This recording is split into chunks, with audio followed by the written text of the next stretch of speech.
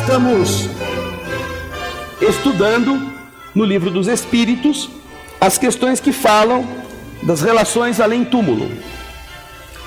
Lá na pergunta 274, nós temos estas indagações. Quando nós paramos nas semanas anteriores, estávamos tratando das temáticas ligadas a como é que os espíritos se relacionam no mundo invisível. Como é o procedimento das entidades neste capítulo que fala sobre a vida espírita. Lá no começo do capítulo, no segundo livro, nós temos uma relação de temas. Começa na pergunta 223.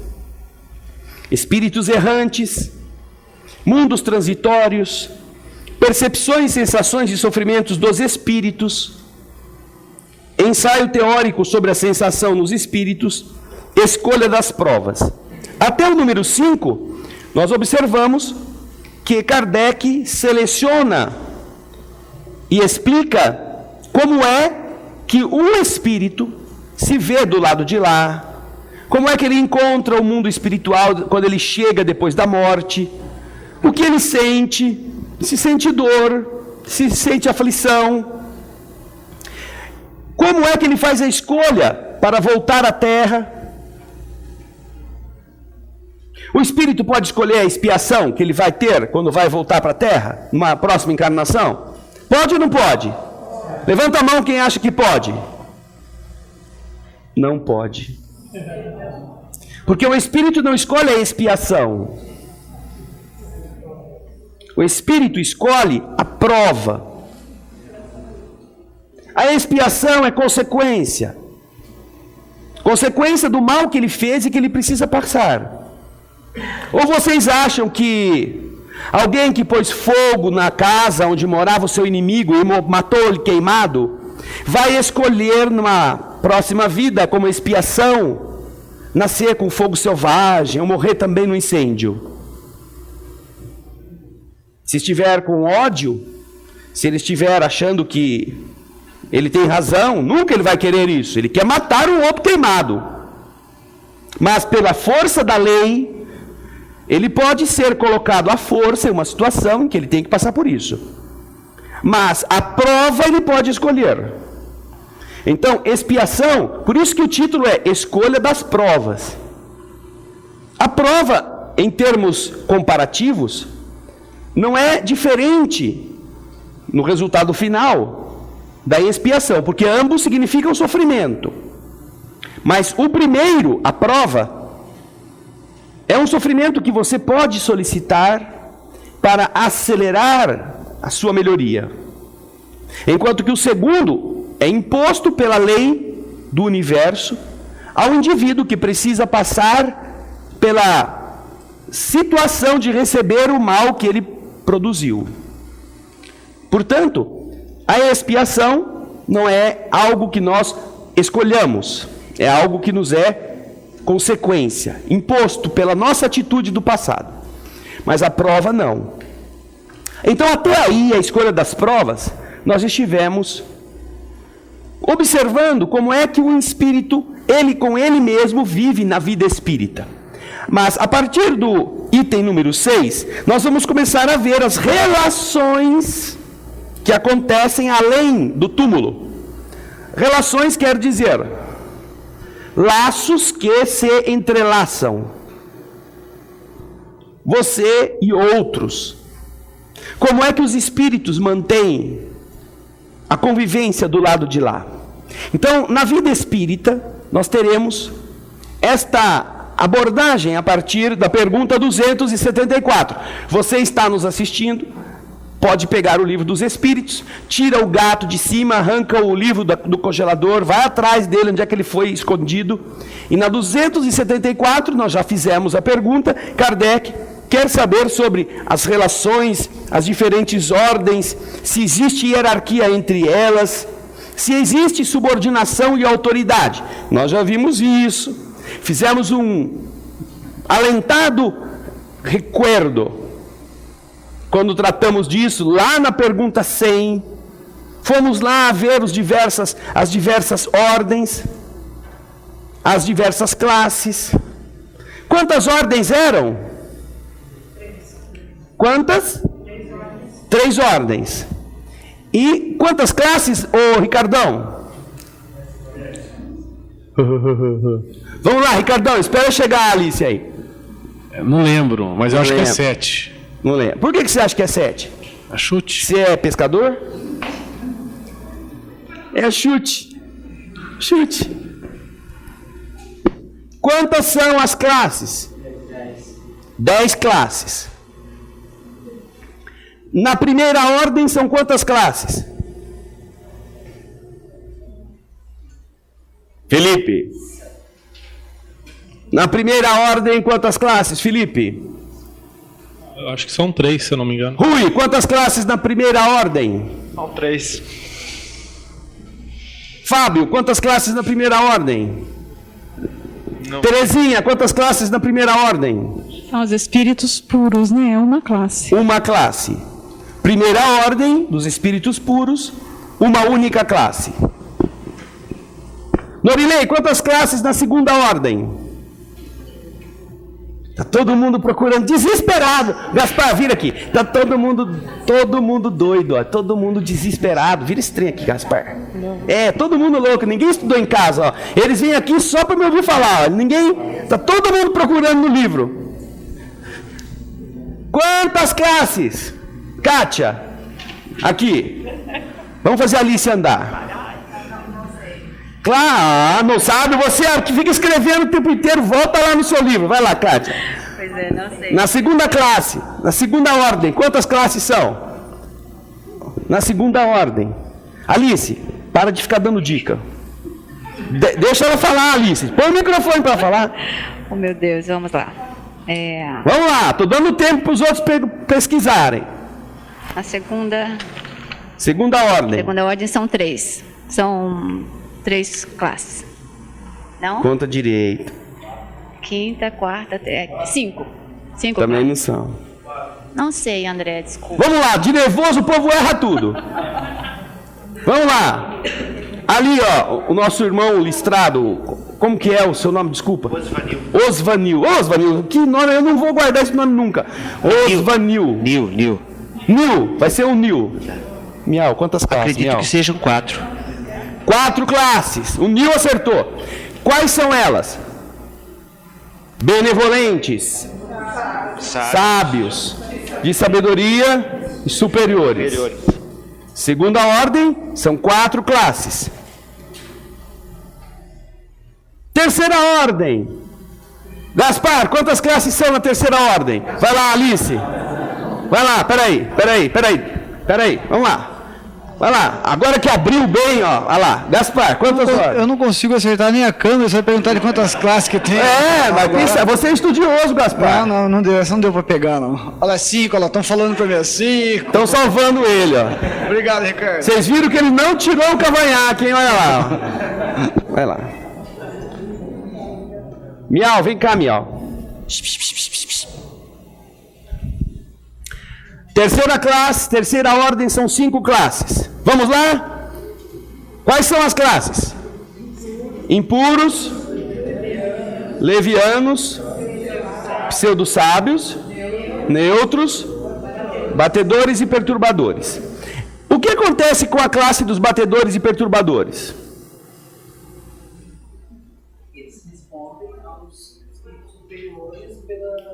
Não, há uma característica que só essa classe tem. Essa classe não é uma classe específica. Ela pode, os espíritos que fazem parte das outras classes podem ser também batedores e perturbadores. Está escrito aí. Eles podem pertencer a todas as classes. Então pode ter espírito imperfeito que seja batedor ou perturbador. Pode ter espírito leviano que seja batedor ou perturbador. Pode ter espírito neutro que seja batedor e perturbador. Pô, mas o espírito neutro pode ser... Por que ele é neutro? Ele não faz nada de mal. Por que ele está aqui? Por que ele está nessa terceira ordem dos espíritos imperfeitos? Por quê? Ele não é neutro? Qual que é a definição? Alguém lê para mim a definição de espírito neutro aí?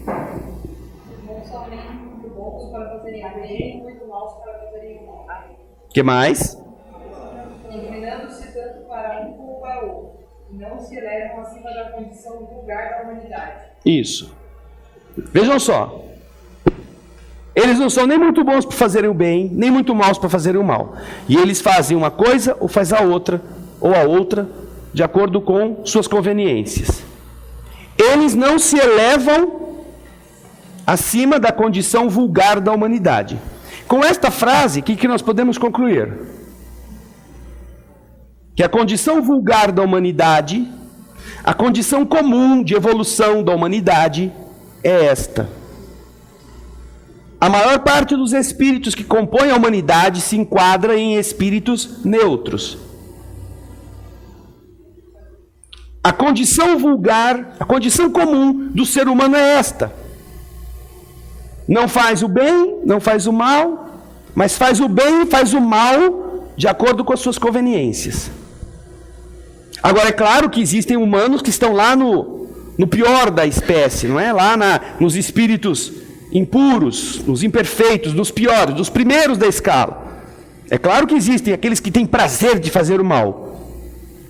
Mas, falando daqueles que já saíram desta pior de todas as etapas, considerando o grau evolutivo dos encarnados na Terra, a gente costuma falar assim, não, eu não sou ruim, eu não matei ninguém. Não é? A gente usa, eu não matei ninguém, eu não roubei ninguém, eu não posso ser considerado uma pessoa má. A gente usa essa comparação, inclusive, para dizer que a gente é melhor, inclusive, do que os próprios espíritos imperfeitos, ou os primeiros da escala. Só que o que acontece?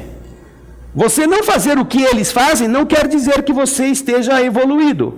Porque você pode ser um espírito neutro, como é a maioria. Não faz nem o bem, não faz nem o mal, e faz o bem ou faz o mal de acordo com o que lhe interessa. Só que o mal não é matar ninguém. É tomar do que não é dele, é dar o golpe, é contar mentira, fazer travessuras, essas coisas. Mas isso é próprio de espírito imperfeito, da terceira escala, da terceira ordem. Então, quando nós estudamos na pergunta 274, foi a primeira que nós fizemos, se há hierarquia entre estas diversas escalas que aqui foram relembradas, os espíritos respondem que sim. Existe uma hierarquia e uma subordinação muito grandes entre elas. Os espíritos têm, uns sobre os outros, uma autoridade relacionada com a sua superioridade que exercem por uma ascendência moral irresistível. Os espíritos superiores, os espíritos mais elevados, têm uma ascendência moral irresistível sobre os espíritos das classes inferiores. E então Kardec pergunta, logo a seguir, os espíritos inferiores podem se subtrair, podem fugir da autoridade daqueles que lhes são superiores? E os espíritos respondem, eu lhe disse, irresistível. Ou seja, não é possível que o espírito inferior não seja submetido pela vontade, pela ascendência moral de um espírito superior. Não é possível. Agora, naturalmente que existem espíritos e espíritos. Os graus de evolução mostram que existem espíritos benevolentes que não têm a ascendência moral de um espírito superior. E há uma história interessante, um livro que agora eu não me lembro o título, mas o autor é Eurípides Kiel. Daqui a pouco eu me recordo. E ele conta uma história em que há uma mulher, dessas moças bonitas, que ela tem um espírito protetor. O espírito protetor é melhor do que ela, como todos os espíritos protetores devem ser. Mas esse espírito protetor, ele tinha um problema. Ele era chamado pelos outros espíritos inferiores, os que queriam atacar a moça, os que queriam produzir males, de O Vagalume. Por quê? Porque tinha hora que ele estava todo aceso e tinha hora que ele ficava todo apagado. Porque esse espírito, nessa história, ele não tinha uma evolução muito grande. Ele era melhor do que a moça, para vocês verem quem era essa moça, hein? Ele era melhor do que a moça. Mas às vezes, as entidades que iam atacar a moça, ele queria sair no braço com elas. Ele queria dar soco, pontapé, ele queria defender a moça usando esse tipo de estratégia. Então, em alguns momentos, ele estava em oração, pedindo a Deus pela moça. Então, ele se iluminava propriamente como a oração nos ajuda. Mas, quando ele perdia um pouco as estribeiras, e ele partia para a ignorância, ele ficava apagadinho. Então, as entidades perturbadoras que acompanhavam a moça, que era uma devassa, porque era muito bonita, ela era muito dessas de fazer intriga, de tirar namorado, de coisa que não acontece quase, de ela tirar o namorado da outra e conseguir depois engambelar e dar o golpe, passar por cima, jogar o cara no lixo, essas coisas. Ela era tão nefasta que aquele espírito protetor, com todos esses defeitos, não era melhor que ela. Então é claro que espíritos com este padrão não têm uma superioridade moral sobre os outros. Não tem. Nós nos recordamos da história do irmão Jacó, por exemplo. No livro Voltei, nós tratamos deste livro em várias palestras. Estas palestras já foram colocadas no nosso site do Mensagem Fraternal. Do capítulo 17 até o final do livro Voltei, nós tratamos passo a passo da explicação de como é que o Jacó, coitadinho, por fim conseguiu iluminar-se. Por fim. Então, nós vamos ver que o irmão Jacó, que havia sido espírita na terra, que havia sido dirigente da Federação Espírita Brasileira, que saía na rua para conversar com bebuns, que ia na federação falar com espíritos durante a sua vida, quando desencarnou, obviamente não precisou passar pelo umbral, porque ele já tinha conseguido mudar a mente em relação aos pensamentos inferiores. Mas ele chegou do lado de lá e ele não tinha nenhuma luz. Era zero à esquerda. Do vagalume ele só tinha o vaga, porque o lume não aparecia. Então, esse espírito se sente contrariado com ele mesmo. E o livro Voltei, da metade para frente, é exatamente o aconselhamento que ele recebe de como reconquistar a iluminação. Ou seja, ele já podia ter tido na Terra muitas lições, podia ter feito parte de instituições espíritas, mas isso não lhe garantiu do lado de lá ascendência moral, porque ele apenas lia livro, ele apenas ia nos lugares, ele falava de Jesus para as entidades, mas ele não tinha incorporado a ele mesmo, não tinha vestido a sua alma com os conceitos que ele falava. E um dos adversários, quando ele vai a um bar, depois que ele já está fazendo o curso na Escola da Iluminação, no plano espiritual, ele ocupa-se, nas horas vagas, de vir à Terra. Vem um instrutor com ele, e ele então vai a um boteco, onde ele identifica um bêbado, e uma entidade obsessora deste bêbado, que ele já havia conversado com ela quando ele estava encarnado na Terra, nas reuniões de desobsessão do Centro Espírita. Para os que não sabem, nas reuniões espíritas, nas de desobsessão, o médium está num ambiente preparado por espíritos dirigentes, mas ele é um instrumento, uma ferramenta, para que a entidade aflita, a entidade revoltada, a entidade que não conhece, não sabe o que está acontecendo com ela, possa, usando o seu corpo, falar sobre a sua situação. E então, um outro encarnado, uma pessoa preparada, uma pessoa que tem experiência, que tem psicologia, na maneira de ouvir e de abordar, procura dar a ele informações que sejam úteis para que ele saia desse estado mental. É aquilo que acontece nas chamadas reuniões de desobsessão. Quando o espírito compreende o que aconteceu com ele, ele não quer mais então ficar com aquela pessoa. Porque ele está, por exemplo, querendo perturbar alguém que o prejudicou na vida.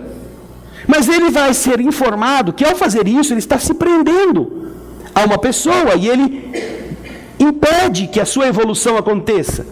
E ele não vai ser feliz, ele só terá coisas ruins se continuar fazendo isso. Quando o espírito se convence de que aquilo que ele está fazendo é inútil para ele mesmo, e que pior, vai piorar o seu estado, então ele fala, bom, então se é desse jeito, agora eu estou entendendo. Eu vi que eu já fui uma peste também, que eu já fiz muito mal. Então eu não quero mais fazer isto. Quando ele decide que ele não quer mais fazer isto, e é este o objetivo da reunião, é que o espírito tenha consciência de que não é bom mais para ele fazer isso, ele se afasta. E aquela pessoa que estava sendo perseguida, que estava recebendo a carga psicológica, a carga vibratória daquela entidade, se vê liberada dessas pressões. Então passa a dormir melhor, aquelas dores físicas começam a desaparecer, para de ficar irritada, volta à sua normalidade. Por isso que se chama processo de desobsessão. Então, quando o irmão Jacó estava na terra, ele era um destes que conversava com essas entidades através de outros médiuns. E agora que ele está desencarnado, ele pediu para ir lá no boteco onde esse espírito ficava, sugando as energias daquelas pessoas que tinham a propensão para o alcoolismo. Quando ele chega na porta, e aí obviamente o espírito instrutor falou para ele, olha, cuidado daqui para frente, porque antes você não via o espírito e não podia ouvir tudo que o espírito tinha a dizer contra você, porque havia o médium. O médium é um instrumento que filtra, que ajuda a não passar tudo que o espírito às vezes quer xingar, falar palavrões. Se deixar, o espírito quer enforcar aquele indivíduo com as mãos do médium. Portanto, os médiuns, eles são educados a aprenderem a se controlar. Mas agora aqui não tem médium. Aqui você e ele estão na mesma sintonia. Prepare-se. Então, quando ele chega na porta, o espírito olha para si e vê ele.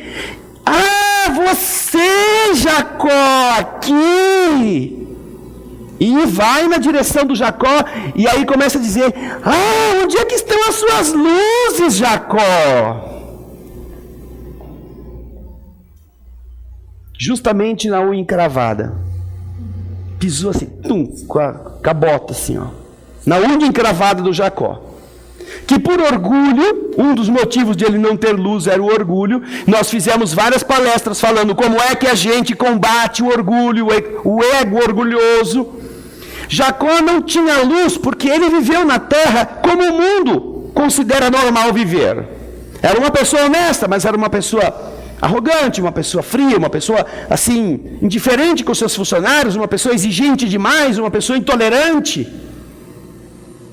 E então o espírito começa a jogar tudo isso na cara dele. Quantas vezes eu saí da reunião e acompanhei você durante o dia para ver como é que você se conduzia. Se você era aquilo mesmo que você falava para eu também ser. Vocês estão vendo na tela aí em casa as cenas do bar aonde irmão Jacó encontra com a entidade. O irmão Jacó, neste momento, era mais avançado do que esse espírito. Mas ele não tinha ascendência moral irresistível. Porque a sua diferença evolutiva, a sua inexperiência com relação à vida espiritual, E aquilo que ele havia feito dele mesmo, quando estava encarnado, não o qualificavam ainda para exercer de maneira irresistível a autoridade. Independentemente de ele ser mais avançado do que aquele espírito. Obviamente, eles estavam em níveis diferentes. Aquele espírito ele estava da terceira ordem. Jacó já fazia parte dos espíritos da segunda ordem. Mas ele ainda não estava qualificado para exercer irresistivelmente essa autoridade. É claro que esse espírito não teria como atuar sobre Jacó para bater no Jacó, para acabar com Jacó, para infligir danos. Porque o instrutor estava com Jacó e o ajudaria. Mas os instrutores de Jacó dizem sempre para ele: quando você se sentir humilhado por alguma entidade, agradeça. Quando você ouvir essas verdades jogadas na sua cara, um dos itens lá para combater o ego orgulhoso é: pare de se ofender, pare de se sentir ofendido. Agradeça ao Espírito. Não se revolte. Porque é exatamente o padrão mental que dá a autoridade moral. É a mente do encarnado agora do lado de lá que vai vibrar num nível superior às ofensas. E se ele, usando a mente, se conectar com a ofensa para se sentir ofendido, ele perde potencial vibratório, e aí então a entidade é que o comanda, não é ele. Aí então Jacó volta toda noite, e volta, e volta, e volta, durante muitos meses, até o dia que ele é confrontado, quando está voltando sozinho para o ambiente espiritual onde ele estava, por um grupo de padres. Por quê? Porque quando estava na terra, Jacó, como era um homem rico, ele defendia o espiritismo de todos os ataques dos clérigos no Rio de Janeiro.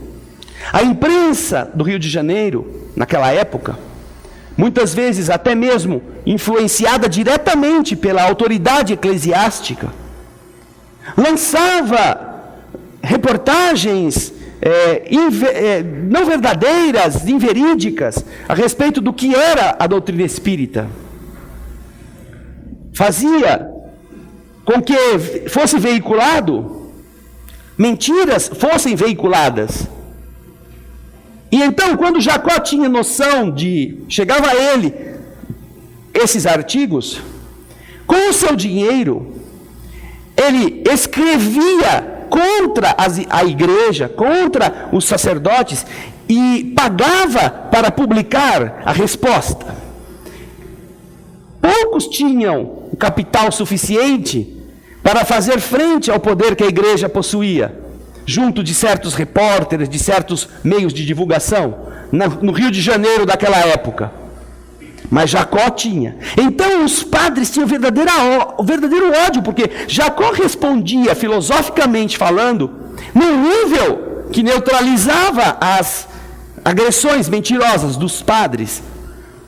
Mas às vezes ele também se excedia, falando mal da igreja, achincalhando essas autoridades religiosas. Então os padres tinham um ódio dele, encarnados e desencarnados.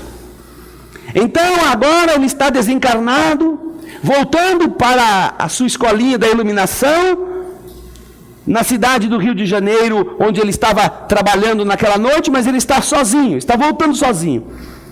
Quando ele vê 15 sacerdotes encapuçados que o cercam, espíritos. E então ele está sozinho e ele sente os espíritos que começam a xingá-lo, que querem fazer mal a ele.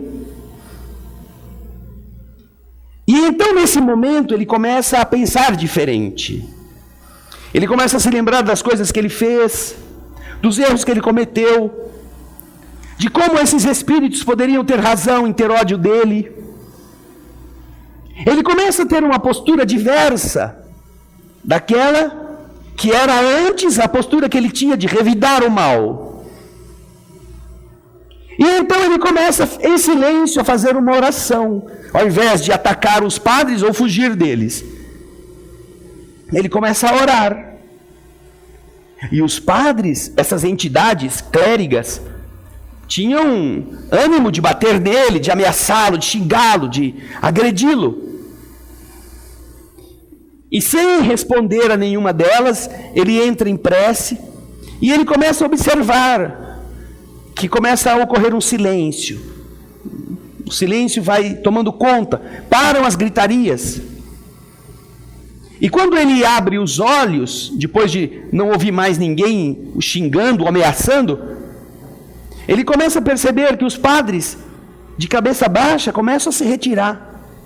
E que em volta do ambiente há uma luz, uma tênue luz meio arroxeada, que começa a iluminar aquele ambiente escuro onde eles estavam. E então ele agradece a Deus e começa a lembrar do seu amigo, Bittencourt Sampaio, um espírito superior que o havia encaminhado para buscar a iluminação, na escolinha da iluminação. E então Bittencourt Sampaio, neste momento, aparece para ele, esse espírito, e diz para ele: eu te acompanho de longe, eu estava vendo o que estava acontecendo. Certamente que eu também estou vibrando por você. Mas, e aí Bittencourt Sampaio sai de perto dele. A luz que você está vendo não é minha. A luz que você está vendo é sua. Quando você recusou agredir, quando você orou por aqueles que te queriam fazer o mal, você entendeu por fim como você conquista de novo a luz. Vocês estão vendo esta cena no projeto Imagem. Aos que estão nos assistindo, estamos exibindo esta cena do livro Voltei. E ele então sente uma alegria profunda, porque era uma luzinha tênue, era uma luzinha fraca, era uma luzinha meio arroxeada, mas era uma luz que saía dele. Essa é a superioridade que os espíritos explicam, que as entidades superiores têm sobre as entidades inferiores. Se você responde com nobreza às agressões, você as neutraliza. E aquelas entidades inferiores que querem usar da violência contra você não têm recurso para fazer isto.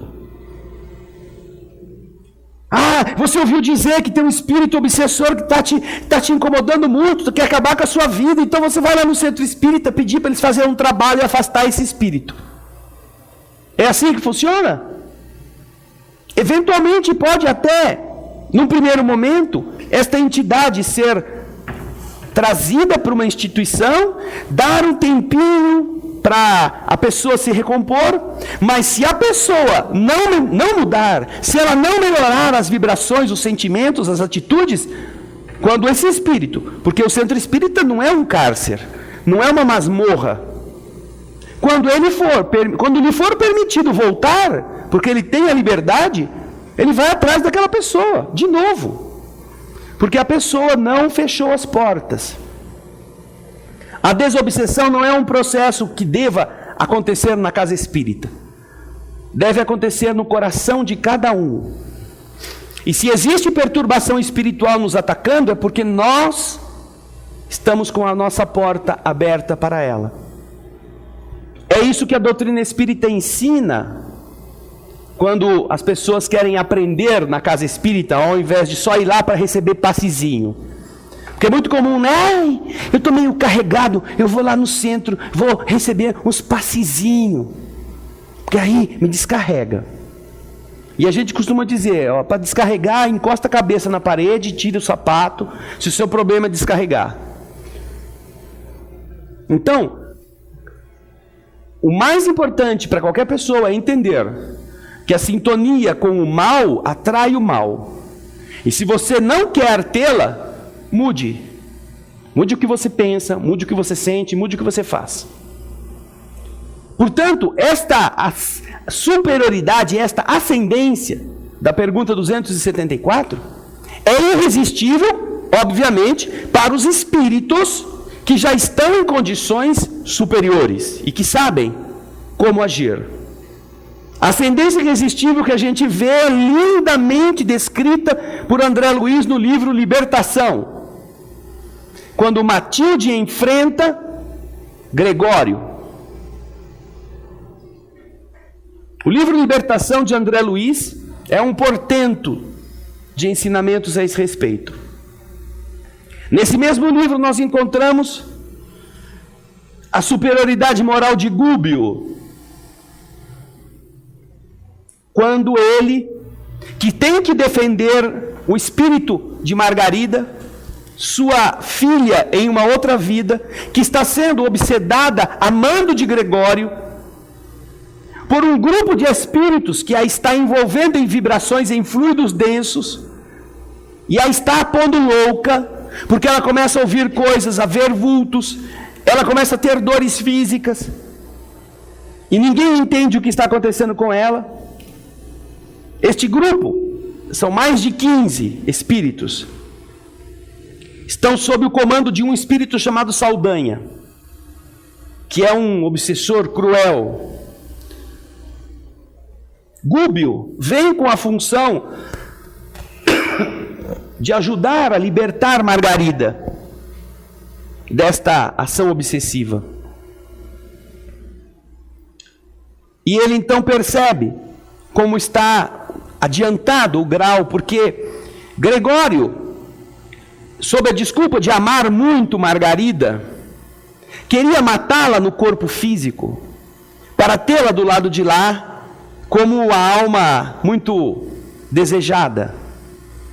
Queria então, para conseguir isto, enlouquecer a moça, para que alguém a colocasse num sanatório, e no sanatório facilmente se induziria a um enfermeiro a trocar a medicação e aplicar uma injeção que não fosse de remédio, fosse venenosa, e ela morresse. Mas como é que alguém que tem a missão de ajudar um espírito encarnado consegue fazer isso? Gúbio se passa por alguém com autorização de Gregório, alguém que vai analisar o processo da obsessão de Margarida. Ele não se revela. Saldanha começa a ver que ele está assim, interessado em perguntar a ele como é que é o processo, e ele se orgulha de dizer o que ele faz, quantos espíritos ovoides ele instalou na coluna vertebral da moça, para a moça ficar alucinada, e assim ele vai descrevendo. Em determinado momento, entretanto, Gúbio percebe que Saldanha, todo dia, em uma tal hora da tarde, se afasta, deixa o comando da perseguição a alguém e por algumas horas desaparece. E então ele pergunta a Saldanha: onde você vai quando você não está aqui? Saldanha diz: eu faço uma visita para o meu filho que está preso. Aquele que estava encarregado de destruir a vida de uma moça tinha um filho que estava encarcerado.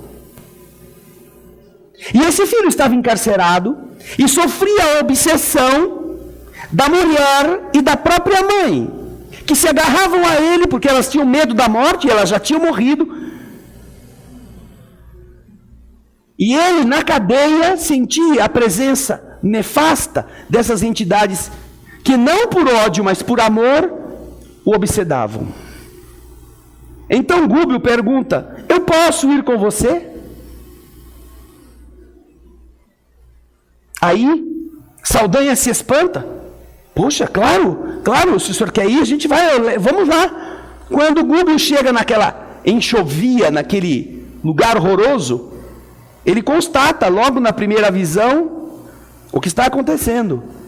E Saldanha fala: eu tento ajudar o meu filho, mas não adianta. Eu tento arrancar minha mulher, arrancar minha filha daí de perto dele, mas elas voltam para ele. Eu não sei o que fazer mais. Gúbio, que até então não tem luz nenhuma, porque apagou toda a própria luz para estar ali sem denunciar-se, pergunta a Saldanha: você se importa que eu orasse pelo seu filho? Vejam só, um espírito muito superior, hein? Falando com um algoz que está matando a filha dele, a sua filha. Pergunta, pede autorização a Saldanha, se ele pode orar pelo seu filho, o filho do obsessor.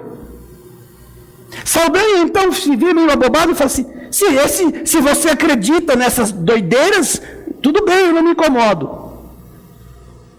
Então Gúbio se ajoelha na laje de cimento, onde o menino tinha tido uma crise parecida com crise epilética, sem sê-la. E ele começa a orar. Coloca como a cabeça do rapaz no colo, ou coloca-se na posição de alguém que pegaria no colo um ser amado, e começa a orar. E ele começa a orar e começa a vibrar de tal forma que ele espanta de si mesmo, ele expele toda aquela carga escura que impedia que a sua luz surgisse. E ele se transforma num sol dentro do cárcere. Quando Saldanha vê isto, Saldanha vai se afastando assim para um canto da cela, envergonhado, surpreso com o poder daquele espírito. E aí ele vê Gúbio apartar da presença do rapaz as duas mulheres que estavam prendendo a garganta do moço. As afasta, agora adormecidas. O moço está agora mais aliviado. Conversa com as entidades, as duas mulheres, que recebem dele uma carga amorosa tal que renunciam a esse processo de obsessão. Depois, Gúbio se interessa pelo destino do rapaz que está preso injustamente. Vai até a casa do magistrado que o julgou e o mandou prender.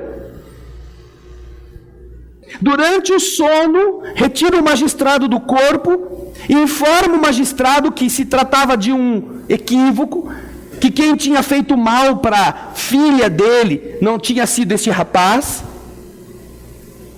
O magistrado retorna ao corpo impressionado com o sonho que tem, faz uma revisão do processo, encontra os equívocos e manda soltar o moço da cadeia.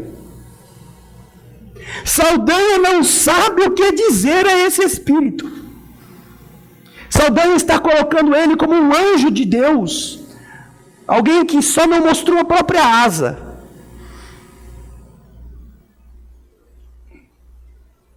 E então Saldanha, depois de ter sido beneficiado desta forma por Gúbio, diz a ele: o que eu posso fazer? Você fez tanto bem para o meu filho, você liberou dessa situação, dos obsessores que estavam matando, do cárcere injusto. Diz para mim o que eu posso fazer para te ajudar.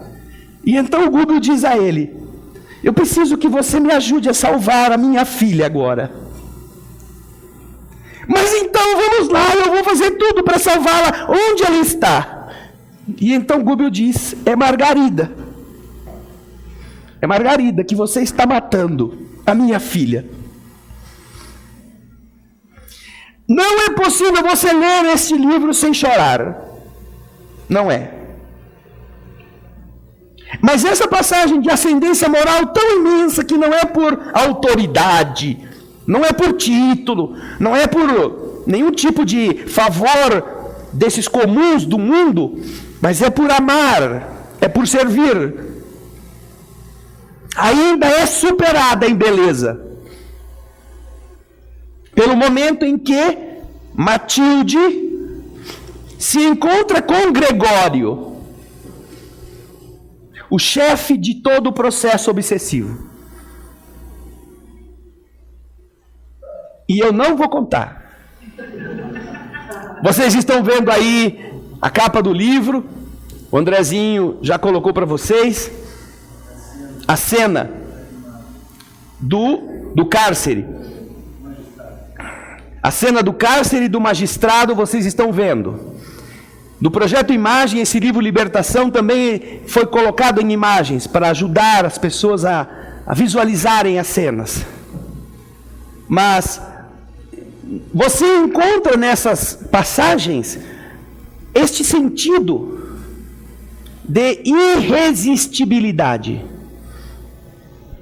que não é por favores, não é por autoridades de espada, de anéis, de insígnias. Não. É por aqui. É pelo coração. Obviamente, também pela sabedoria, pela inteligência. Mas é irresistível, porque o mal tenta fazer tudo. O mal fica desesperado com o bem, porque ele não consegue fazer algo para aniquilá-lo. Por isso que eles tentam matar as pessoas bondosas. O mal agride, o mal calunia, o mal ironiza, o mal derruba, o mal tritura, o mal tortura, mas o mal sabe que ele não tem força diante do amor. Por isso que ele desespera-se quando ele tem que enfrentar isto. Ele sabe que o destino dele é também aprender a amar. E é aí que as coisas ficam difíceis para ele. Portanto, este é o caráter do que é ser irresistível. Como é que essa irresistibilidade ocorre? Agora nós vamos para a pergunta 275. Aliás, nós já falamos dela também. O poder e a consideração que um homem desfrutou sobre a terra dão-lhe supremacia no mundo dos espíritos? Quem me dá um exemplo? Levanta a mão. Um exemplo. Aí. Fala, Fábio. Teve uma patente, sei lá, no exército, um general, alguma coisa, que quando desencarne, independente da patente que ele tinha como ser humano, se ele não era uma pessoa justa, quando ele desencarnar, ele vai ter que responder pela conduta que ele tinha quando ele era encarnado. Não, ele vai responder sempre pela conduta. Mas o que ele não vai ter do lado de lá é o tratamento como general que ele tinha garantia aqui na Terra que ele teria. Isso sim, não é? É isso que você quis dizer. Que mais? Que outro exemplo? Fala, Sérgio. Ô André, não é bem um exemplo, é um comentário. Sim. Há pouco tempo atrás, a gente, na perturbação espírita, nós aprendemos que não é de imediato que o espírito se reconhece. Sim. Então, até lembrar o que era, há um período enorme aí até... Depende. Porque se você for na perturbação espírita, você vai ver que isso pode levar de alguns segundos... meses, há alguns anos, séculos. Então, ninguém está dizendo que todo mundo fica sabendo que foi em alguns segundos, mas também ninguém está dizendo que todo mundo vai levar 1000 anos para descobrir que você foi alguma coisa importante. Mas, na medida em que você desencarna e tem a perturbação vencida, essa etapa em que você ainda está meio confusão, você se reconhece, você sabe quem você foi na vida anterior, na vida que você deixou. Então, é essa a questão, não é? Um exemplo do que isto que Kardec está perguntando representa. O poder e a consideração que um homem desfrutou sobre a terra lhe dão supremacia no mundo dos espíritos? Reis, condes, duques, presidentes, imperadores, empresários. Esse ano morreu muita gente importante, não é? Bastante. Foi para o lado de lá, artistas, empresários, pessoas de bastante renome internacional, Steve Jobs, por exemplo. Ah, eu fui Steve Jobs, onde que está o tapete vermelho? Só porque ele fez o que fez, isso significa que ele terá, do lado de lá, pelo nome, pela riqueza que ele deixou, porque foi a empresa que mais se valorizou em termos de bonificações, dividendos, de valores, de ações, etc., na Terra? Não. Ele esteve, Steve Jobs, e pôde fazer algumas coisas em favor de um projeto divino. Mas o que ele fez de bom e o que ele fez de ruim, que as pessoas não sabem, ele terá que enfrentar. Daí então, não é porque a pessoa teve uma posição social disto ou daquilo. Nós temos muitas vezes, é muito comum receber nas casas espíritas, como nós dissemos aqui, espíritos que foram clérigos, bispos, cardeais, que tem toda aquela pompa e que se mantém assim, do lado de lá. Às vezes séculos depois da sua morte. Porque estão com a mente presa ao status. Por isso eles se veem ainda como cardeais. Mas, na medida em que os espíritos vão sofrendo, e é esta a função do umbral, é fazer o sofrimento, influir de tal forma que o indivíduo fala, pô, mas eu fui tão importante, ninguém se lembra de mim aqui. Ou dão risada da minha cara, ou ainda sou ridicularizado pelos espíritos. Ah, olha o general lá, e aí general, cadê o seu exército? E ele não tem exército nenhum, não tem força nenhuma. Isso ajuda o espírito a descer menos general, menos, até que ele se canse desse tipo de atitude e ele mude o pensamento. Por isso, o mundo espiritual responde à pergunta que Kardec faz: o poder e a consideração que um homem desfrutou sobre a terra dão-lhe supremacia no mundo dos espíritos? Não, porque os pequenos serão elevados e os grandes serão rebaixados. Isso já está lá dito com todas as letras nas Escrituras. É assim que, se nós tivéssemos um pouco de maturidade, não é? Não gastaríamos tanto para querer nos elevar tão pouco e tão por pouco tempo. Quando isso vai redundar em anos e anos de sofrimento no mundo da verdade. Nós gastamos uma vida para subirmos acima dos outros tão pouco, e ali permanecermos por tão pouco tempo. E com isso nos comprometermos por tanto tempo do outro lado.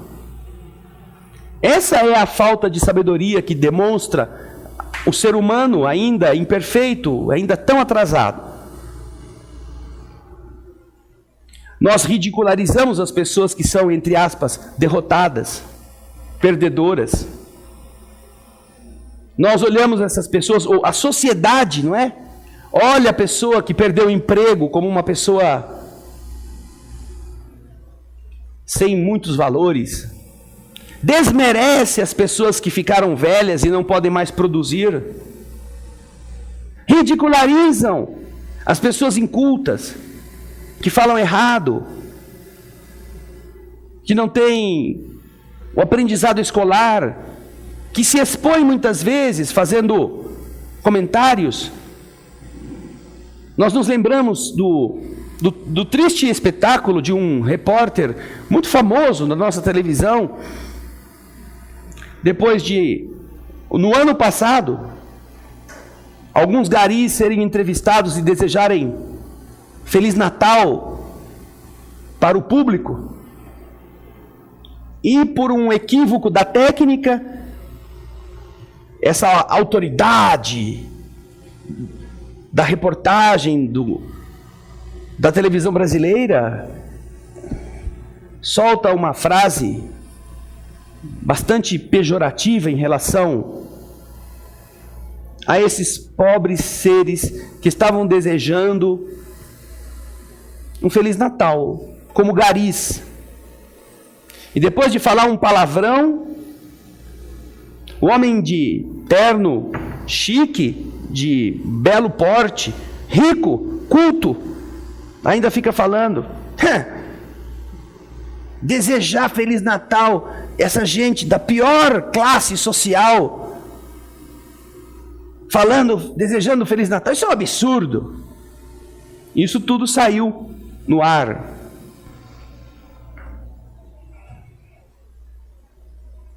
Então nós observamos como estas coisas estão invertidas. Aí alguns dias depois que isso virou uma explosão na internet, não é? Aí aparece ele pedindo desculpa, aquela desculpa formal, deslavada, que era pior do que não pedir. Aquela desculpa eu fiz uma frase, comentei aqui de maneira equivocada e me arrependo de ter falado. Quero me desculpar com os garis.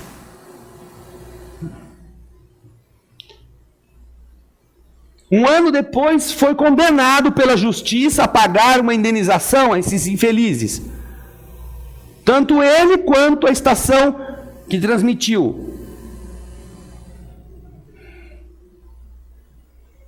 Mas se é tão fácil falar uma frase dessas, diminuindo um ser humano que está varrendo a rua para que ele passe com o seu carro, sem levantar poeira ou sujeiras, por que não foi fácil para ele ir lá na rua procurar o rapaz ou os rapazes e pessoalmente pedir desculpas por aquilo que ele falou?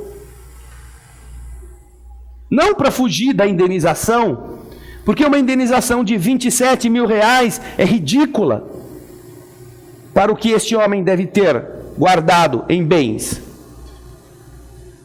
mas para mostrar um pouco de um valor que a gente imagina que essas pessoas deveriam ter, um valor, uma decência, um respeito, porque o primeiro que fala é uma vergonha, não é? Como teria sido diferente se parasse lá a van da reportagem, no lugar onde estão os gari varrendo, e descesse ele vestido de gari, quem sabe,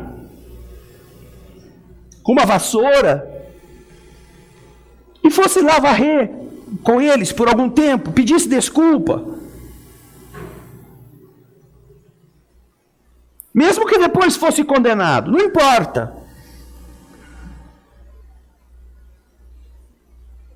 Mas é muito fácil a gente falar as coisas, ofender as pessoas porque acha que está em off.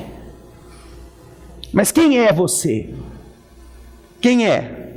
Você é aquela pessoa que aparece toda emproada durante o telejornal e grita lá de cima da sua superioridade, que é uma vergonha, a corrupção é uma vergonha, os políticos fazendo o que estão fazendo? Você é esse? Ou você é o cara que, achando que ninguém estava escutando, xinga um palavrão desses que está bem na faixa da miséria mesmo, e se sente ofendido porque dois garis desejam um Feliz Natal? Quem será que é essa pessoa? Seria bonito que fosse diferente, mas infelizmente ele perdeu pela segunda vez a oportunidade de ser decente. E talvez pela terceira vez, porque não sabemos se não vão recorrer ainda da sentença que ordena que paguem 27 mil por danos morais. Por isso que os pequenos serão elevados e os grandes serão rebaixados. Não é porque Deus não gosta dos grandes e prefere os pequenos. A questão não é ser pequeno ou grande materialmente falando. A questão é espiritualmente falando, moralmente falando. Os humildes que têm que sofrer, que têm que passar essas vergonhas, acabam merecendo um tratamento muito diferente daqueles que estão fazendo os outros passar a vergonha, daqueles que estão se pondo sobre, só porque acham que tem mais. Então, essas relações estão bem definidas nas Escrituras. É a história da comparação dos dois sacos, do rico e do pobre, que quando postos na balança, o rico trazia um saco cheio e o pobre praticamente não tinha nada. Mas o pouco que o pobre possuía fez o saco do rico levantar-se lá em cima, porque pesou muito mais. E então se espantam e perguntam: como é possível um saco vazio pesar mais do que um saco cheio? E o Senhor explica que aquele rico havia dado muito do que nunca lhe faltou, do que lhe era supérfluo, mas o pobre tinha dado do que lhe faltava. Então cada coisa que aquele miserável tinha feito de bom pesava muito mais na balança do que o muito que na abastança aquele homem tinha praticado. E assim são N referências de Jesus e do Velho Testamento a essas coisas. A esmola da viúva, o óbolo da viúva no gasofilácio, comparativamente aos grandes tesouros que os outros davam lá e jogavam aquele barulhão de moedas que nunca parava. O mesmo conceito. Então, os pequenos serão elevados, os grandes serão rebaixados. Lá no Evangelho há uma passagem que fala sobre o depoimento de uma rainha, a rainha de França. Quando ela diz que encontrou do lado de lá pessoas que ela julgava muito inferiores a ela, agora numa posição muito superiores. E em um outro trecho, uma mensagem de Irmã Rosália, falando sobre a caridade.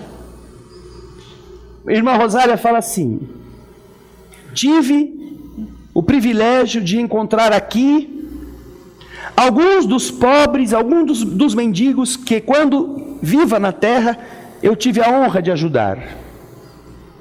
E a quem agora me cabe a tarefa de pedir ajuda. Aos mendigos que a irmã Rosália ajudou quando ela estava na terra, agora, do lado de lá, é ela quem tem que pedir ajuda.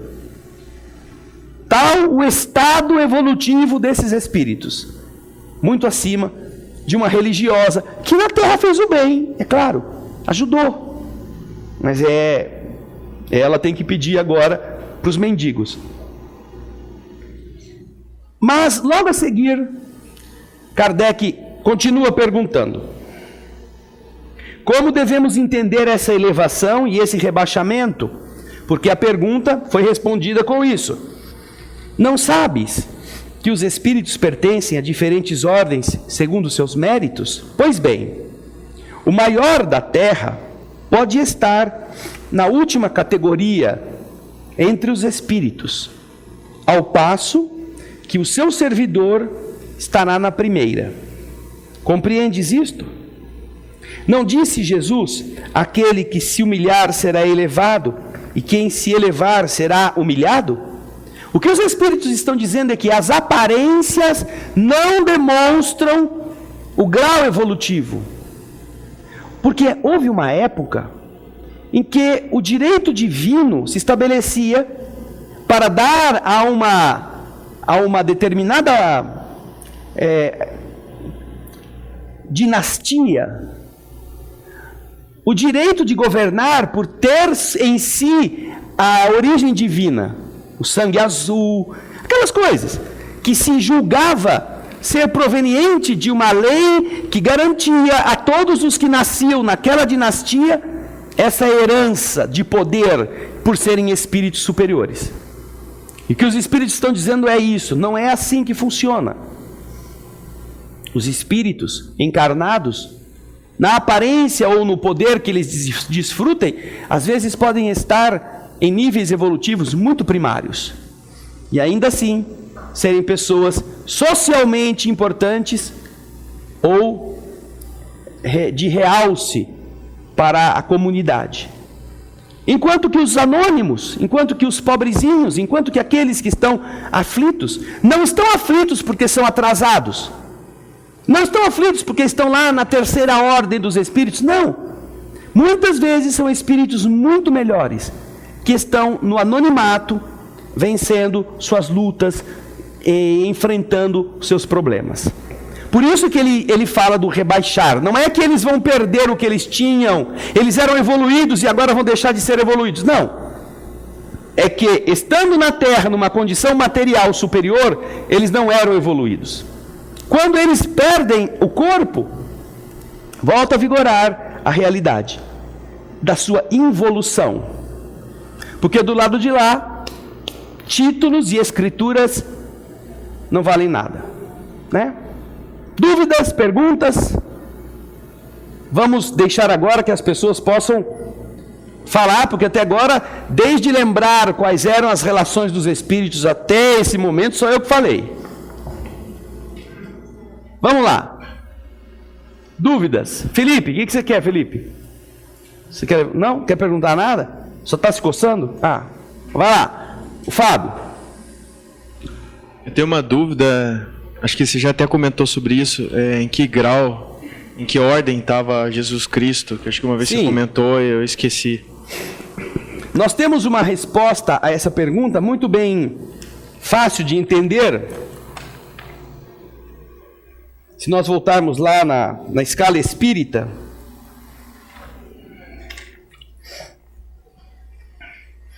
na pergunta 111,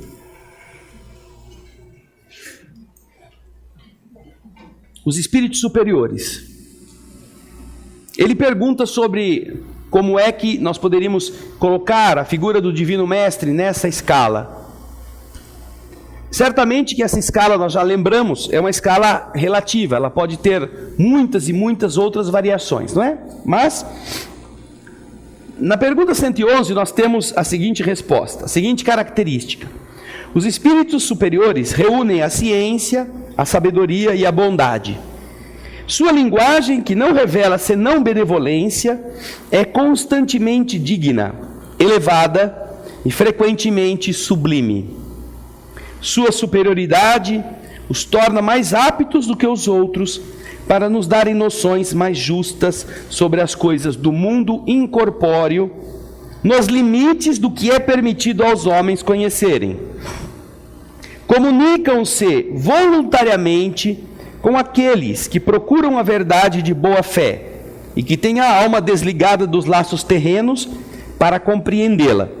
Distanciam-se daqueles que se animam só de curiosidade ou que a influência da matéria afasta da prática do bem. Quando, por exceção, encarnam sobre a terra, é para cumprirem missão de progresso, oferecendo-nos o modelo de perfeição a que a humanidade pode aspirar neste mundo.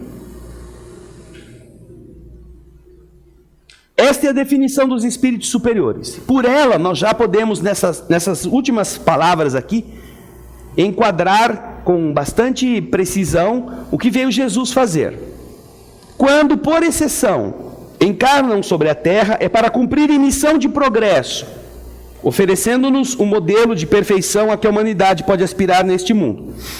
Agora nós vamos na pergunta 625.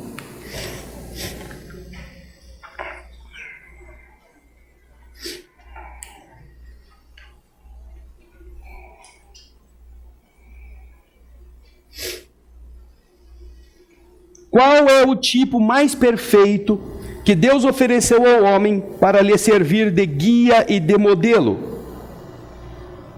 Resposta: vede Jesus. E comentários logo abaixo. Jesus é para o homem o modelo da perfeição moral que a humanidade pode pretender sobre a terra. Deus nos oferece como mais perfeito modelo, e a doutrina que nos ensinou é a mais pura expressão da sua lei, porque ele estava animado de espírito divino e foi o ser mais puro que apareceu sobre a terra. Então nós encontramos nesta referência exatamente aquilo que representa a alma ou o espírito a quem nós conhecemos pelo nome de Jesus. Ele, portanto, por tudo que indica, se encontraria na condição de espírito superior. Perguntas?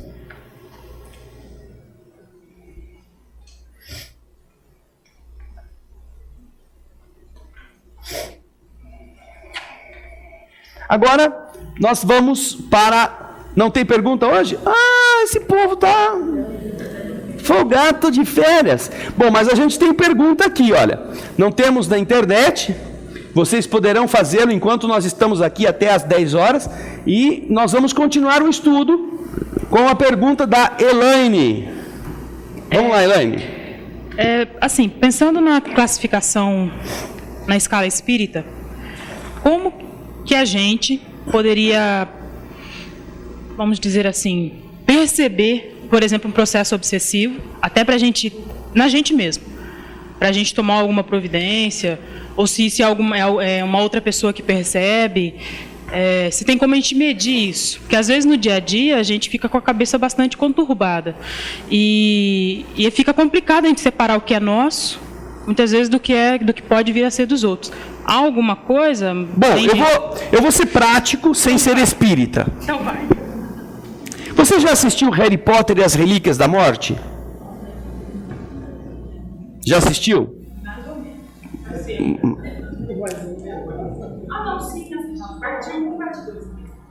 É a parte 1.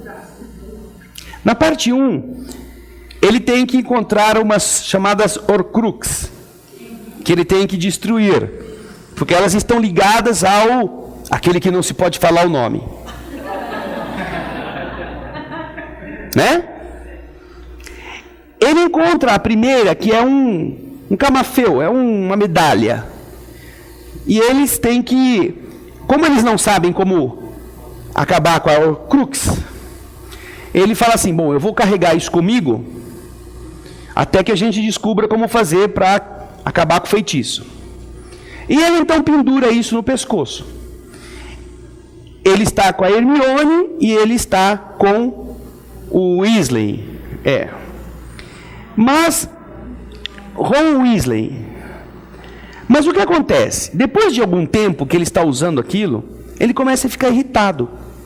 Ele começa a xingar o Ron, que está ouvindo um radinho lá. Ele começa a ficar assim, sem paciência com a Hermione. É ele, mas não é ele. Ele começa a ter umas atitudes esquisitas. Pode parecer, mas ele já deve estar cansado. Nós diríamos assim, é a voz dele, é a atitude dele, ele tem um motivo, pode estar meio estressado. Aí ela vai então e retira do pescoço dele essa medalha. E ela pergunta, você está se sentindo melhor agora? Aí ele muda o semblante. Agora eu estou me sentindo melhor. É claro que isso é uma fantasia que visualmente não tem nada a ver com a doutrina espírita. Aí eles têm que revezar, porque o negócio é meio pesado, né? Então cada um usa um pouco daquilo. E quando o Ron está usando esse negócio, ele começa a ficar com ciúme da amizade entre a Hermione com o Harry. E ele fica tão indignado que ele se revolta e vai embora, abandona os dois lá. Por causa exatamente da influência negativa daquilo que estava no filme e na história, interferindo naquele Ron natural, amigo, colega, companheiro.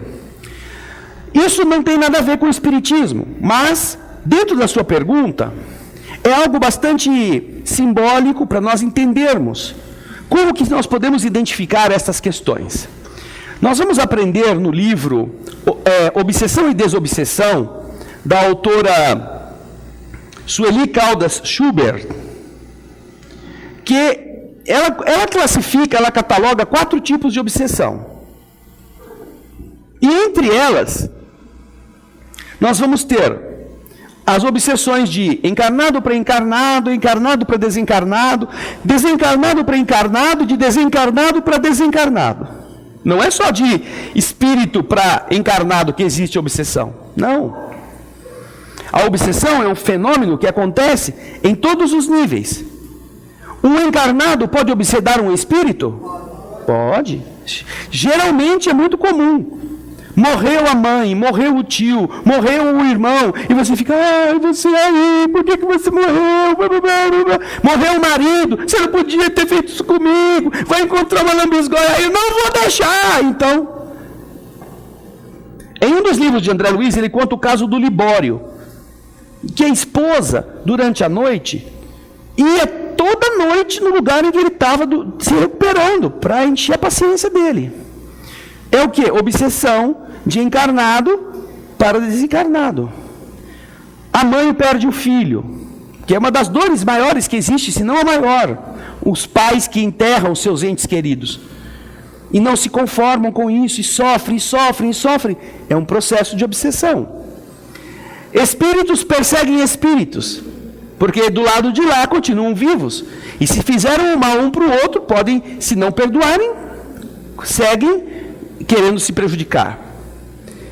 Espírito obsedia encarnado, que é o mais comum, que a gente conhece, e encarnado obsedia encarnado.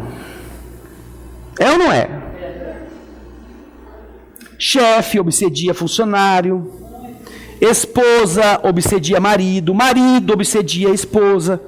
Aquelas crises de ciúme, aquelas coisas violentas, aquelas perseguições.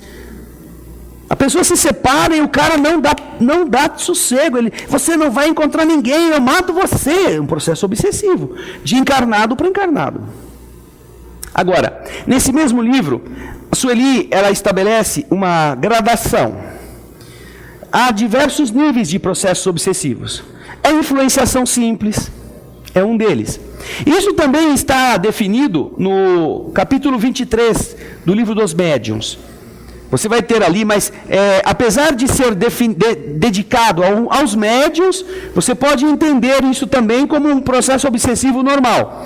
Influenciação simples, fascinação e subjugação. São graus. Mas a Sueli apresenta outros. A obsessão simples, depois a simples influenciação, a obsessão, e aí em outros graus ela vai também denominando isso, sem ser necessariamente para uma pessoa que é médium, para uma pessoa comum. Então você observa o seguinte: existem 7 bilhões de encarnados, 7, e aproximadamente 21 bilhões de espíritos desencarnados no nível inferior, onde nós estamos. Ou seja, em média, há 3 desencarnados para um encarnado. Portanto, a questão é a seguinte: não é será que eu tenho algum espírito me obsedando? Nós devemos partir do pressuposto que todos nós temos pelo menos 3. Ainda que você goste de competir com os outros e queira às vezes ter 5, 7, 10, 15, tudo bem. Vai aliviar alguém que vai ficar com menos. Mas as influenciações simples, elas são estas, por exemplo, da Horcrux, simbolizada no filme do Harry Potter. Você está bem, daqui a pouco você entra em um estado assim, ou porque você recebe uma notícia, ou porque você vai em algum lugar, ou porque você encontra com uma pessoa, ou você fala no telefone com uma pessoa que te dá uma conversa que não é a que você mais gosta, e aí aquilo te irrita. Para você identificar o seu processo, você precisa se conhecer. Porque quando você se conhece, você sabe se aquilo é seu ou se não é. Se você é uma pessoa calma e de repente você ficou irritada, você é capaz de dizer, por que eu estou irritado? Deixa eu pensar. Eu não sou assim, não tenho essa vontade. Por quê? Ou você é uma pessoa que não tem hábitos e começa a querer certas coisas que você nunca quis. Mas por que eu estou querendo isso? Eu não sou assim, eu não gosto disso. Você é uma pessoa que não gosta muito de doce e de repente começa a ter vontade de comer doce. Você é uma pessoa que gosta muito de doce e de repente não quer mais comer doce. Você não tem inclinações para ir em determinados ambientes e de repente você fica loucona para ir naqueles ambientes. Você não é de andar em turma e de repente você tem vontade de ficar se enturmando com um monte de bandido. Ou um monte dessas turminhas da pesada. Por quê? Se você se conhecer, você tem a primeira garantia de entender o que está acontecendo com você. Quando você se conhece, você sabe, olha, eu não sou assim, eu vou procurar por que eu estou assim. Vou procurar me observar melhor. E eu vou me conter nessas atitudes. Não é possível. Você tem que tirar a Horcrux de você, que aí você volta a ser normal. Quando as pessoas que estão no mundo, sem nenhum conhecimento desses detalhes, não se vigiam, elas passam a ser facilmente manipuladas por entidades que se aproximam delas justamente para estimular aquelas inclinações negativas, aquelas inclinações que a pessoa tem. Nos livros que Lúcio escreveu, começando pelo Despedindo-se da Terra, depois Esculpindo o Próprio Destino, ele mostra como as entidades do mundo espiritual fazem os encarnados afundarem-se nas coisas que eles querem fazer. Um espírito obsessor não começa dizendo a você, vai lá e mata o seu patrão, mata. Não, ele sabe que você não gosta disso. Ele começa dizendo o quê? Eu sei lá que o fulano gosta de tomar uns traguinhos escondido. Então vamos lá, vamos começar por aí. Por que você não toma um aperitivo hoje? É gostoso, está calorão. Ele projeta na mente daquela pessoa que tem aquela vontade de beber, ele projeta a imagem de uma bebida gelada nesse dia tão... E aí a pessoa aceita aquilo e vai tomar porque ela gosta. Ela toma a primeira, ai que gostoso, toma a segunda, ai coisa boa, o álcool começa a subir na cabeça. Ela começa a ficar corajosa, começa a ficar alegrona. Se a entidade achar que ela está disponível, ela pode perfeitamente intuir aquela pessoa que ela quer tirar a vida, para que ela faça um desaforo, para que ela dê uma ordem mal assim, meio na lata, que ela trate mal aquele indivíduo que já está com o álcool na cabeça e, portanto, já perdeu os freios do controle de si mesmo. E a partir desse momento, ela volta naquela pessoa descontrolada e fala, você vai aguentar essa coisa dessa? Sim. Você não pode. Quem que ele pensa que ele é? Por que você não dá um jeito na vida dele para mostrar para ele que ele não vale nada? Tem uma chave inglesa aí, Na hora que ele virar as costas, dá uma cacetada na cabeça dele. Então o espírito utiliza de uma estratégia que se vale das nossas coisas gostosas, do que a gente gosta de fazer, muitas vezes para chegar a um objetivo que, se ele chegasse para você, vai lá, pega a chave inglesa e maceta a cabeça do patrão, você, não, pelo amor de Deus, que é isso? Eu nunca vou fazer um negócio desse. Então, quando você se conhece, você começa a perceber quem você é e quem estão querendo que você seja. Agora, é um processo de vigilância constante. Você, quando está atento, é fácil de identificar, mas quando você não está atento, você acaba fazendo o que o Harry Potter estava fazendo no filme, o que o Ron Weasley fez também no filme. Ele se deixa pelo impulso arrastar, pela questão negativa. E depois vai passar por todos os processos naturais.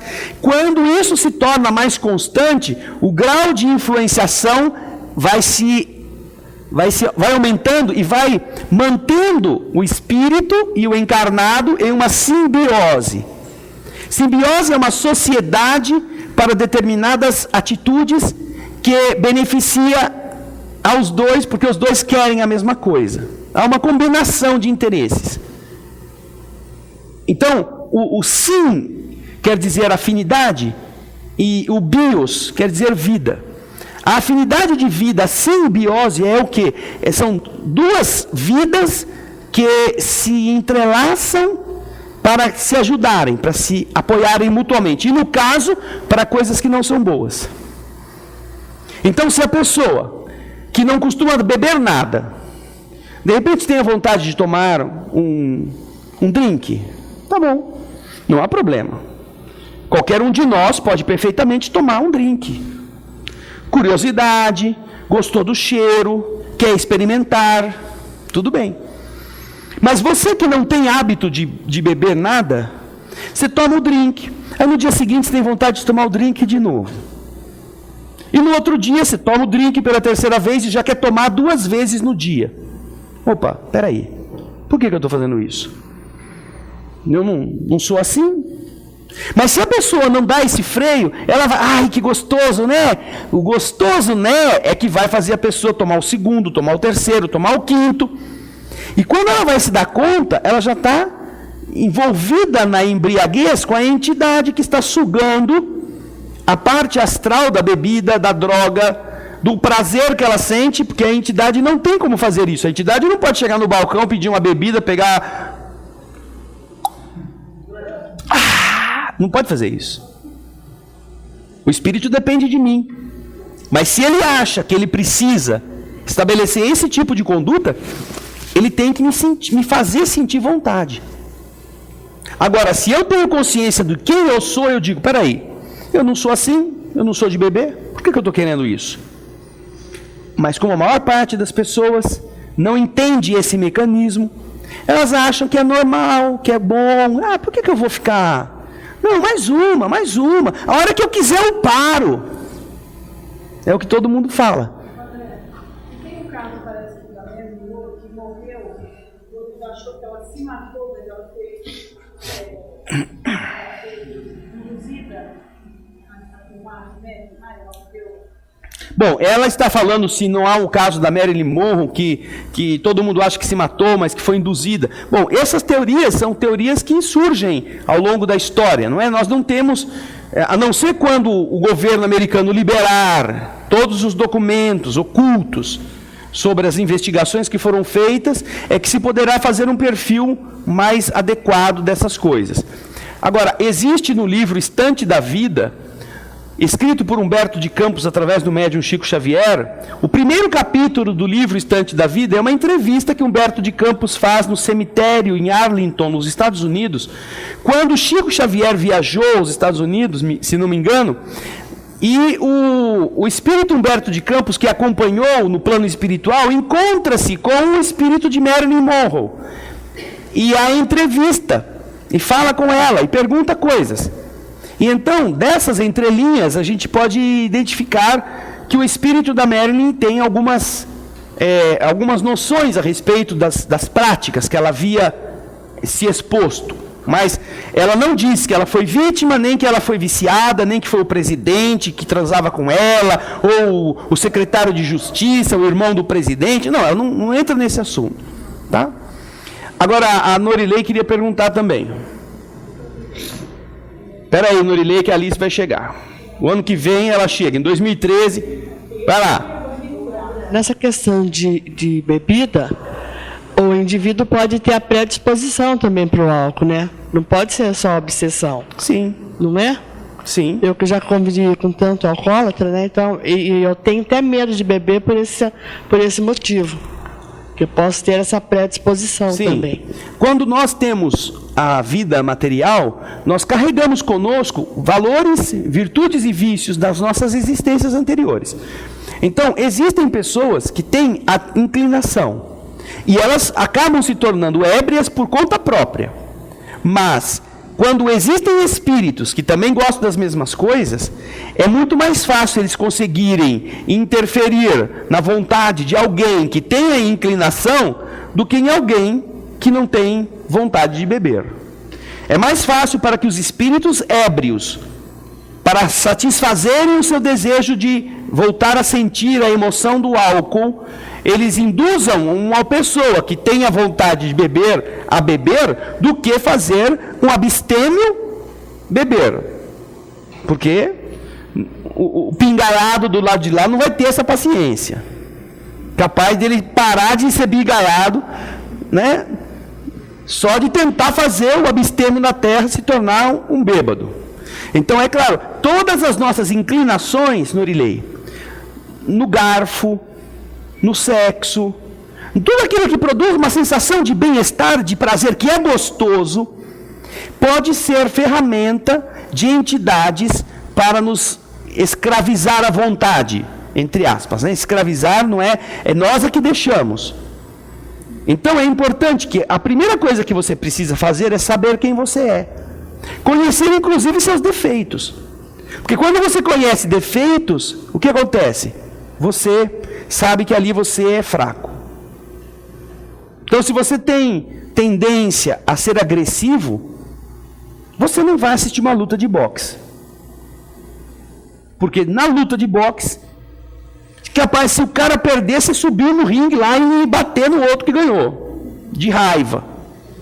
Ou brigar com o vizinho que está torcendo para o outro. Então, essas coisas vão te euforizar justamente na parte que você é vulnerável.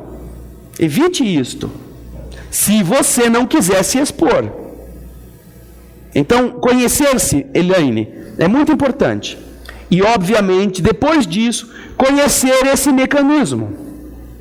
Quando você estiver num estado assim, você pode parar, fazer uma prece, pedir ajuda do espírito amigo.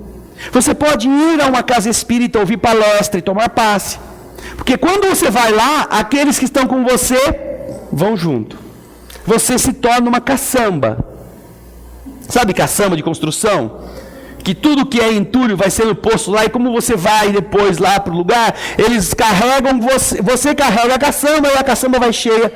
Então, quando isso acontece, você leva com você os espíritos para um ambiente onde eles vão ser tratados. Então, às vezes, durante a palestra, existem entidades que estão desligando espíritos que estão com assistência, com pessoas que estão na assistência. E as pessoas às vezes saem do eu saí tão mais leve hoje. Uns 300 quilos mais leve de entidade que ficaram aqui. Agora vai lá para casa e melhora o seu pensamento, o seu sentimento, porque se esses não voltarem, você vai arrumar um monte pelo caminho. Porque tem muitas entidades que querem sintonia com defeitos. Se você não os melhora, se você não os neutraliza, vai ter sempre algum espírito querendo sua companhia, ou sendo atraído pela sua vibração. Fala. Espera um pouquinho só.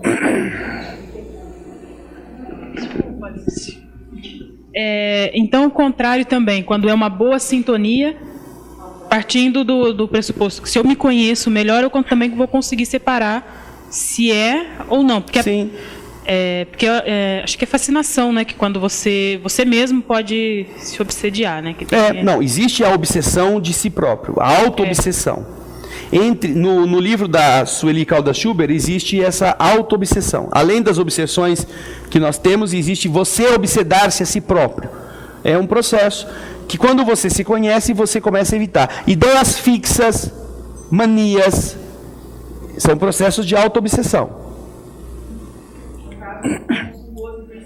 Isso. Novamente, separar o Quando você escolhe bons caminhos, bons pensamentos, boas atitudes, você vai atrair, por força dessas vibrações positivas, bons espíritos, que aliás já estão conosco, são os nossos protetores. Então, estar em sintonia com eles significa você vibrar de acordo com essas vibrações favoráveis. E você se abastece, você se sente melhor, mais calma, você se sente em equilíbrio. E você não dá importância para as coisas ruins que te acontecem. Há uma coisa mecânica, uma coisa natural. O bem atrai o bem e o mal atrai o mal. Tá bem? Nós temos uma pergunta da internet, não é, Ana Paula? Gabriel Queiroz, de Capão Bonito, nos escreveu dizendo: quando o Livro dos Espíritos foi escrito, o que foi dado como referência na pergunta 625 foi Jesus. Nesse tempo que se passou, desde que o livro foi escrito, houve outra encarnação que podemos ter como referência? Exemplo, Chico Xavier? Bem, veja só. Existem espíritos nobres, Gabriel, em todas as épocas da humanidade. Existem espíritos generosos, com todos os valores próprios de almas enobrecidas. E o que o Livro dos Espíritos relata, na pergunta 111, quando fala da escala espírita, ele coloca um título, não é? Espíritos superiores. E enquadra de uma maneira global aqueles espíritos que têm aquelas características. Agora, nós não temos ali, por exemplo, o que pode ser que exista, como o próprio Livro dos Espíritos explica. Por exemplo, superior A, superior B, superior C, superior D, superior E. Superior A, superior A, B, superior A, BC, superior D, D, D. Ou seja, dentro das próprias definições, graus intermediários entre os superiores. Mas nós temos, dentro dessas visualizações, que são os santos, não é? Nós temos lá na pergunta 111, 110, algumas referências a isto. Eles... Deixa eu ver aqui, onde que está essa definição. Talvez a gente consiga encontrá-la aqui.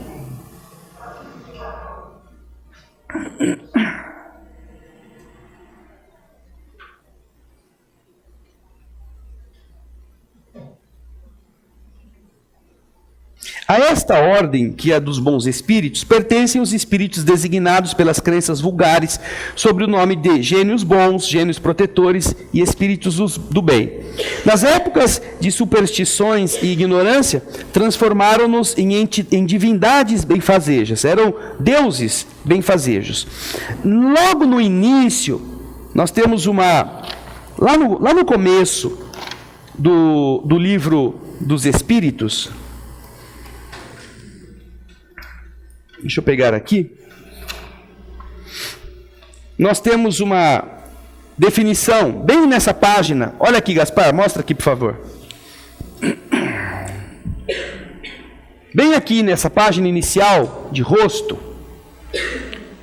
Livro dos Espíritos, contendo os princípios da doutrina espírita sobre a imortalidade da alma, a natureza dos espíritos, suas relações com os homens, as leis morais, a vida presente, a vida futura e o futuro da humanidade, segundo o ensinamento dado pelos espíritos superiores com a ajuda de diversos médios. Então nós temos aqui que são espíritos superiores que trabalharam para que nós tivéssemos esta explicação de forma bastante clara. E se você vai, logo depois da introdução, numa página do livro dos Espíritos que se chama Prolegômenos,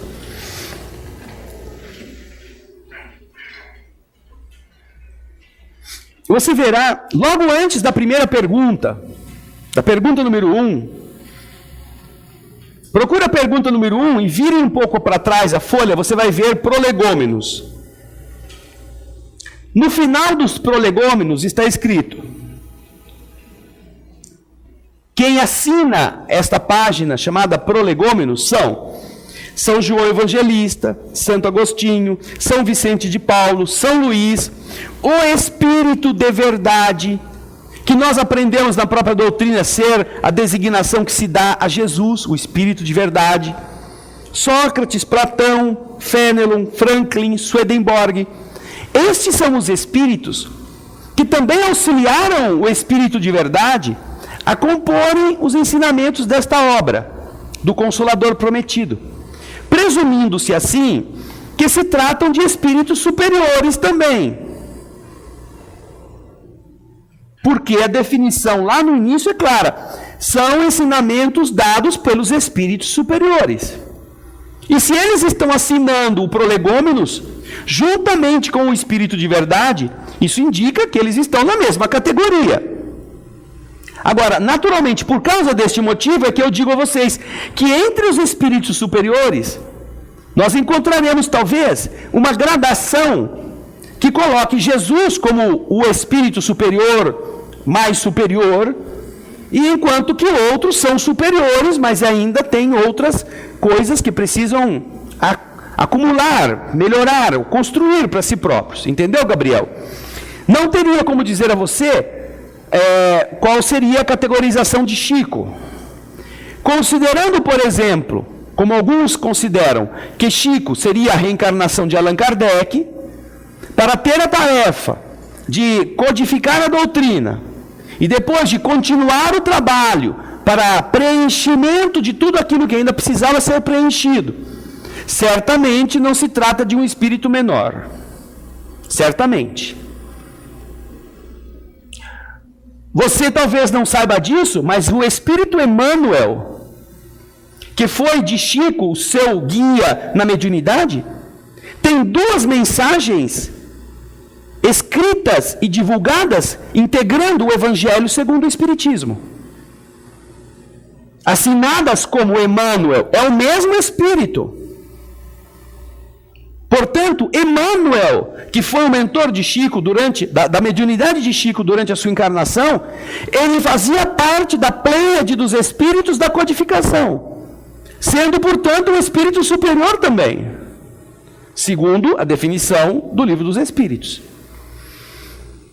Daí ser algo que nós não temos aqui, a não ser como uma especulação, como um exercício de raciocínio, dizer a você se é ou não. Aqueles que não acreditam que Chico é Kardec, certamente vão dizer, não, Chico não era assim tanta coisa. Mas para aqueles que têm a noção do que foi Chico, de que fez Chico, do que foi a sua ação no mundo, eu não ficaria surpreso em vê-lo também qualificado como espírito superior, para estar na Terra em missão dessa magnitude, dessa envergadura. Tá bem? Obrigado, Gabriel, pela sua pergunta que nos possibilita abordagens interessantes a respeito dessas realidades. Nós chegamos ao final do encontro de hoje. Desejamos que vocês cheguem bem a 2013, porque na semana que vem já estaremos nele. E que vocês em casa possam se lembrar que todo ano nós temos cantado muito dinheiro no bolso, saúde para dar e vender. Mas todas estas coisas que nós pedimos na canção só nos têm levado para o buraco. Nós temos dinheiro no bolso que nós gastamos até ficar sem ele. Nós que fumamos R$5 por dia, todo dia, R$5, só considerando isto, em 10 anos fumaremos R$18 mil. Em 20 anos fumaremos R$36 mil. Em 30 anos fumaremos R$54 mil, sem juro ou correção monetária. Você está queimando uma casa e depois diz que não tem riqueza, dando-se ao luxo de fumar, transformando em fumaça a sua saúde. Saúde para dar, nós observamos que nós temos saúde. Pode ser que haja alguma dor, que o corpo tenha algum problema, mas tem muitas pessoas piores do que nós. E se nós cantamos de 2011 para 2012 essa musiquinha, Saúde para Dar, vamos perguntar para quem que a gente deu a nossa saúde? Para quem a gente entregou? Quem a gente visitou? Quem a gente ajudou a não sofrer? Quem a gente escutou? Fomos ao hospital quantas vezes ver um doente? Acolhemos a dor alheia quantas vezes em nossa casa? Ficamos acordados cuidando de um enfermo? Perdemos o prato de comida para que alguém comesse? Saúde para dar.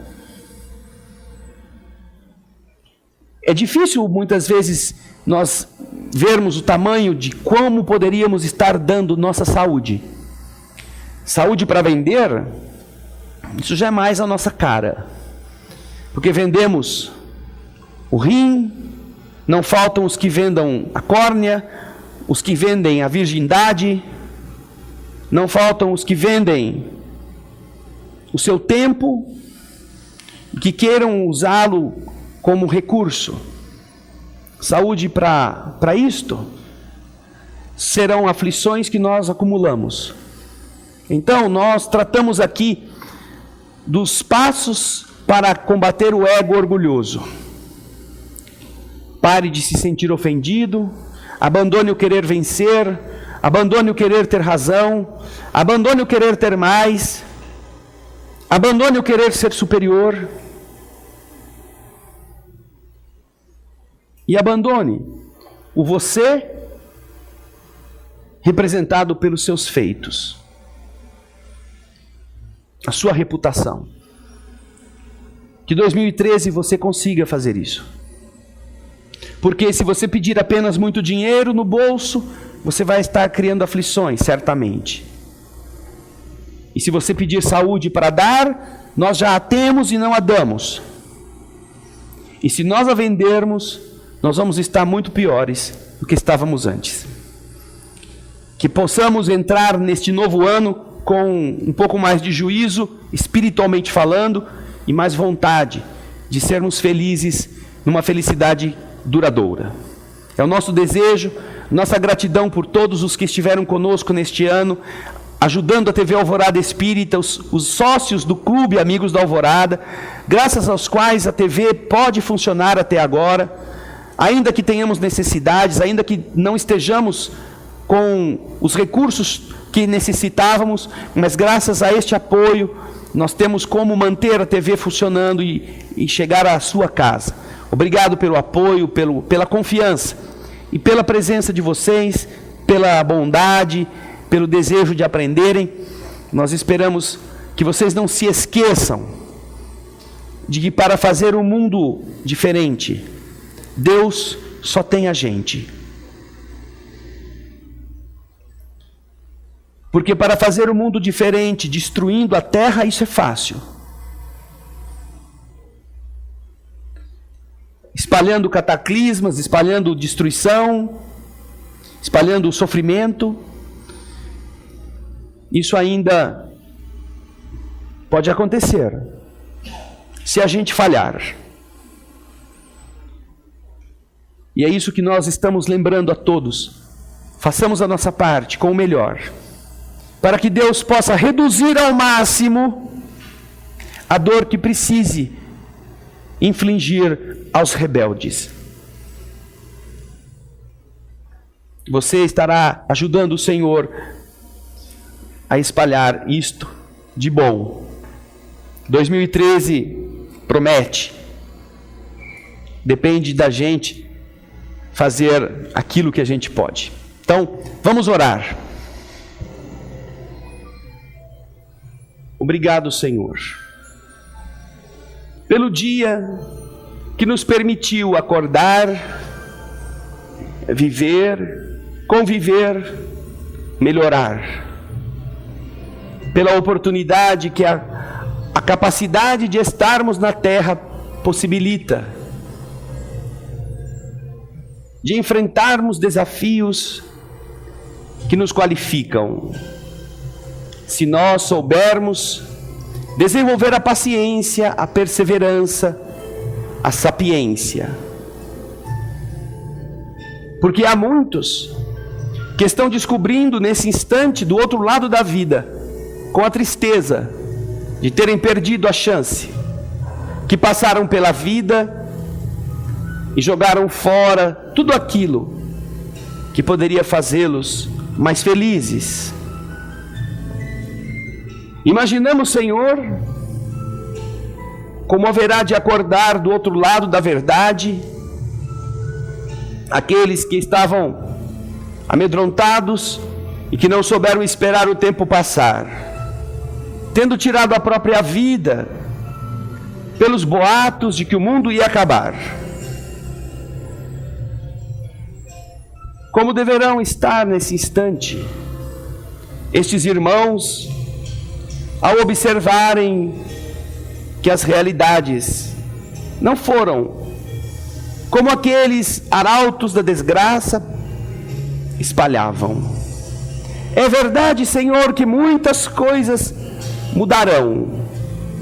É necessário para a evolução que muitos aprendam com a dor, mas que nós aprendamos cada dia a viver a experiência que o desafio nos oferece, sem desejar fugir ou fraudar as forças da vida. Porque sempre que fazemos isso, recolhemos espinhos da decepção, da infelicidade, da perda da oportunidade de crescer. Que nós aprendamos, Senhor, a não simplificar as coisas tão somente por dizer não aconteceu nada.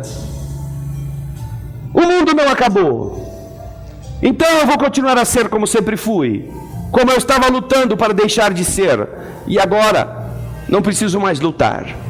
Que nós nos lembremos que todos nós vamos ter o dia em que o corpo vai acabar, e que neste dia não vai haver como a gente fugir. Nós nos encontraremos do outro lado, com aquilo que fizemos do lado de cá, certo ou errado. Que nós possamos estudar, e que o aprendizado seja o escudo que nos mantenha equilibrados, independentemente do que dizem os outros, do que os profetas do medo espalhem. Lastreados nas leis do Espírito, nós possamos ser um equilíbrio na hora difícil, a serenidade no desajuste coletivo, a calma nas aflições de todos.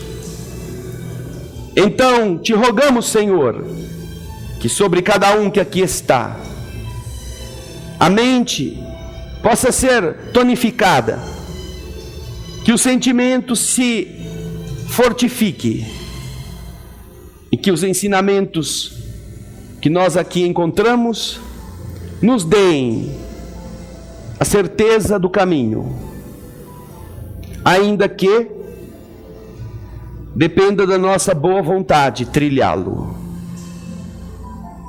Obrigado, Senhor. Deixamos aos teus pés, em silêncio, a oração que você nos ensinou. Pai nosso,